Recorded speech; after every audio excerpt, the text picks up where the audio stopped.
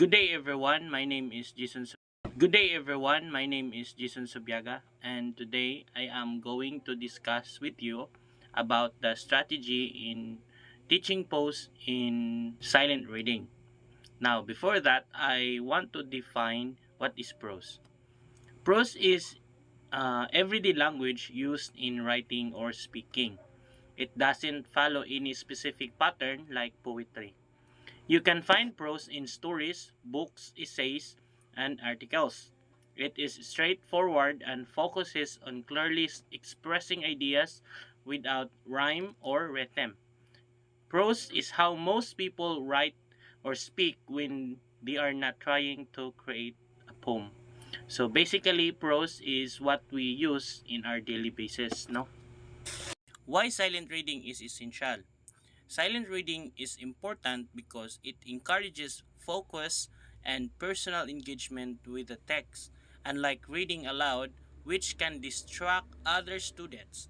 It also promotes internalization of the content and helps students build fluency, improving their ability to read faster while retaining information. Strategy number one, pre-reading activities.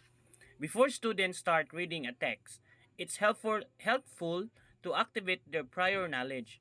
This can be achieved through discussion, brainstorming, or asking students what they already know about the subject. By drawing connection to familiar concepts, students can better comprehend new information and find meaning in the text. Activities such as asking questions, reviewing related vocabulary, or providing text can make reading more meaningful. Strategy number two, skimming and scanning. Skimming allows students to quickly get the gist of materials. It involves reading quickly over headings, subheadings, and the first and the last sentences of the paragraph to identify the main ideas. Scanning is the process of looking for specific pieces of information such as dates, names, or keywords. Strategy number three, predicting and inferring. Predicting helps keep students engaged by having them guess what might happen next in the story or text. Before reading, they can make prediction based on the title, introductory sentences, or illustrations. This creates interest and curiosity, driving them to continue reading. Interfering is the higher level thinking skills where students use clues from the text to draw conclusions or make interpretations that aren't directly stated. Teaching a student to infer helps develop critical thinking and understanding of subtext and context. Strategy number four, annotating and highlighting. When students annotate or highlight, they actively engage with the text. They underline key ideas, write notes in the margins, or highlights important concepts, phrases, and new vocabulary. This process helps students stay engaged and focused on what they are reading. Annotating also helps to track their thoughts and reactions as they read, making it easier to revisit important ideas and check for comprehension later. Strategy number five, vocabulary development. A key challenge in reading comprehension is understanding vocabulary, particularly when it comes to unfamiliar words.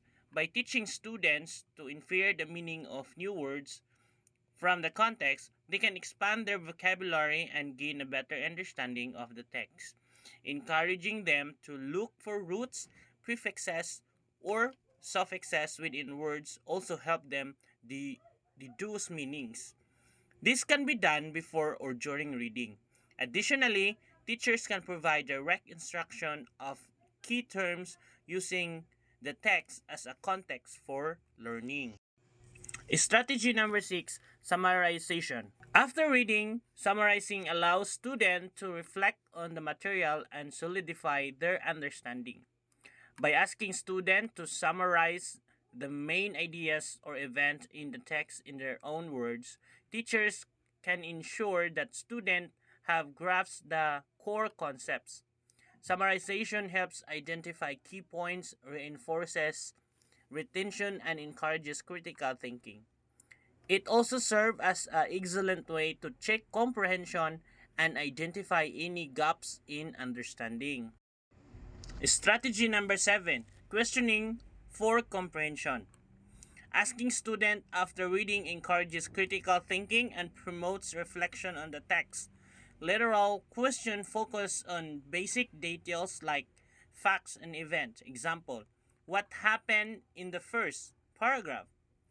Inferential questions challenge students to think deeper. Example, why did the character react that way? Encouraging students to ask their own question not only promotes active learning but also foster curiosity, helping them develop a habit of questioning and analyzing what they read rather than just observing information passively. Strategy number 8, graphic organizer.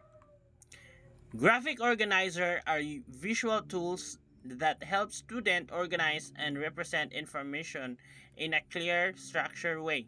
Organizer like Venn diagram, mind maps, or concept chart help students see connection between ideas, characters, events, and themes.